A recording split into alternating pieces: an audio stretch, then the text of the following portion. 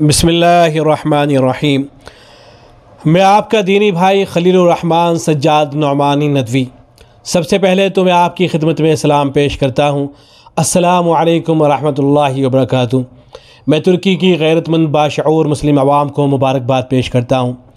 یہ مبارکباد اس مناسبت سے بھی پیش کر رہا ہوں کہ یہ قسطنطنیہ کی فتح کی سالگرہ کا موقع ہے، اور اس مناسبت سے بھی کہ ترکی کے صدر رجب طیب اردگان کو فتح نصیب ہوئی ہے۔ میں آپ کے اس انتخاب پر آپ کو مبارکباد پیش کرتا ہوں۔ یہ الیکشن اور انتخابات اس طرح کے نہیں تھے جیسے آئے دن دنیا بھر میں ہوتے رہتے ہیں۔ یہ انتخابات محض دو پارٹیوں یا دو جماعتوں کے انتخابات نہیں تھے، بلکہ دو نظریوں کی جنگ تھی۔ ایک وہ نظریہ جو رجب طیب اردگان نے پیش کیا ہے، جس میں ترکی کی ترقی بھی ہے، جو اعتدال اور انصاف کا راستہ بھی ہے، جس میں پرانی اچھائیوں اور نئی مفید باتوں کو جمع کر دیا گیا ہے، جس میں اعلیٰ اسلامی نظریات بھی ہیں، جدید ٹیکنالوجی اور سائنسی علوم بھی ہیں۔ یہ وہ نظریہ اور وہ راستہ ہے جس میں مغرب کی اندھی تقلید کو رد کر دیا گیا ہے۔ یہ بھی ممکن تھا کہ ترکی کی عوام اور وہاں کے ووٹرز مغرب پسند لوگوں کو ترجیح دے دیتے، ترقی کے نام پر مغرب کی اندھی تقلید کو اپنا لیتے، لیکن انہوں نے ایسا نہیں ہونے دیا۔ میں ترکی کی عوام کو ان کے اس حسن انتخاب پر مبارکباد پیش کرتا ہوں۔ ترکی کے صدر رجب طیب اردگان اور ان کی پارٹی کو بھی مبارکباد پیش کرتا ہوں۔ میں یہ مبارکبادی اپنی طرف سے بھی پیش کر رہا ہوں، اور ہندوستان کے علماء کی طرف سے بھی، اور ہندوستان کی مسلم عوام کی طرف سے بھی، جو اپنے ترکی بھائیوں اور بہنوں کے لیے دعا کرتے رہے ہیں۔